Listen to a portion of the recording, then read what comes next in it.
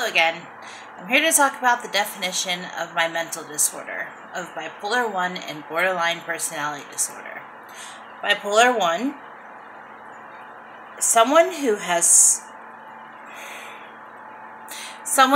gone through a manic episode, which is elevated moods and different behavior, also gone through depression.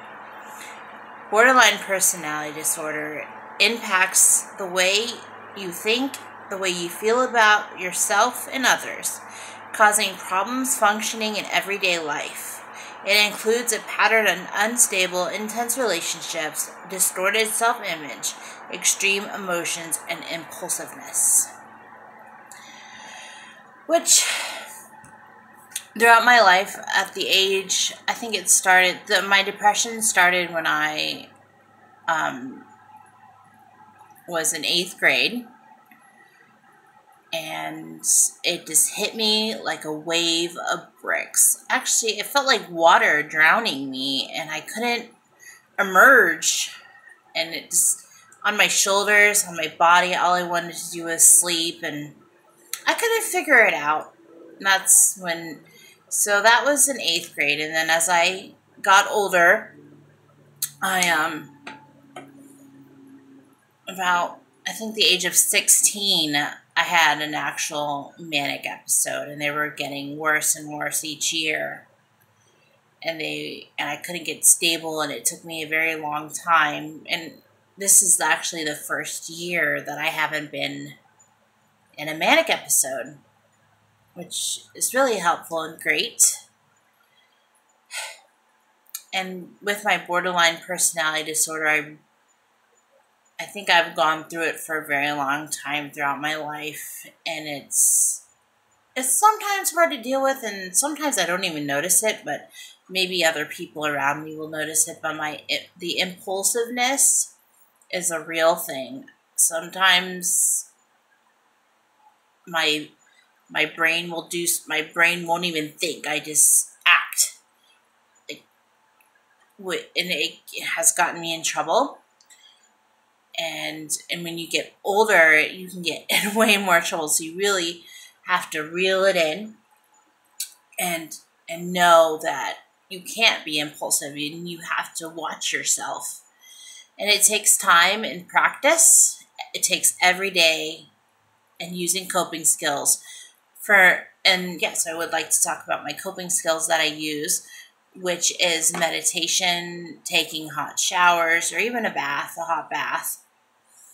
Cuddling with my dogs, or even cuddling with any animal. I think if I'm having an anxiety thing going on, I like to just pet an animal. Sometimes that works and sometimes it doesn't, because my anxiety can get really bad.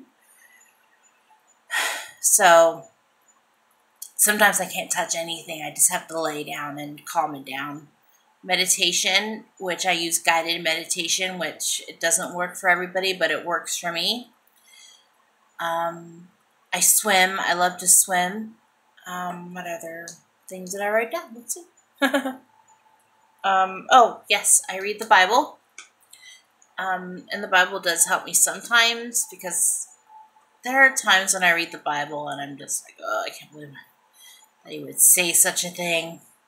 But there are other times where it's encouraging, and I like to read it. Okay, let's go back to meditation. When it comes to meditation, it's very different for everyone from my understanding with people and talking to them, because you really it would benefit you to find your own niche when it comes to meditation. And there are many ways to find a good meditation series, especially on YouTube.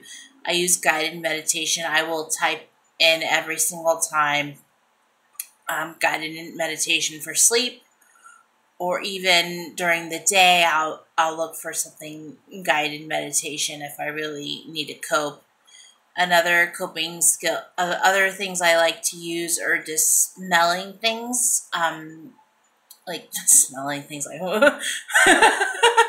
But, you know, having good smelling things around me and recognizing those smells. My nose is horrible, but strong smells are sometimes good. Sorry,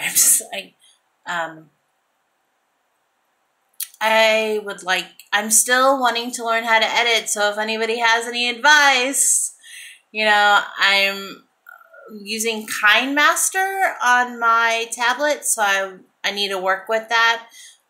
I just wanted to make a video today because I didn't do one last week, and I really wanted to touch a little more on my coping skills and what I do. And next week, I really would like to talk about what, as a person without mental illness or any, you know, my coping skills could also work for people with any illness or in life, you know, for people without illness. Meditation is the best way, and they have yoga at Austin Clubhouse, so I love to do that. So that's always fun. Stretching, exercising, eating right, and you're going to hear this from everyone and everywhere you go, any website it will benefit you. And the reason why I'm saying why I correct myself before I say have to is it benefits you to work on not saying you have to do this, you have to do that. It's best to say it would benefit me, it would help me, it would create a better life for myself if I do this. Because when you're telling yourself, I have to do this, I have to get to this, I have to get to that, you're basically scolding yourself, which I learned in therapy, so I'm taking that away. So it's always beneficial and helpful to remind yourself that you don't have to do something. It's always a reminder that it would help you to do these things. It would be better for you to do these things. And if it's not, then don't. And that goes for anyone with or without mental illness. And with physical illness and with mental illness and no illness at all, it is always best and beneficial to take care of your mind, body, and soul. Well, we are at the 7-minute mark, and not a lot of people like to watch I don't think a lot of people are watching my videos right now.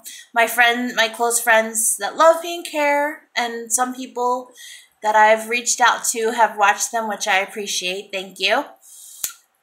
So next week I will be here around the same time. I will be talking about what you can do with a friend or family member that has a mental illness, and things that you might be doing wrong, or maybe you're not doing wrong and you are doing some of the things that I'm pointing out. Well, we will see you next week, and have a good rest of the day.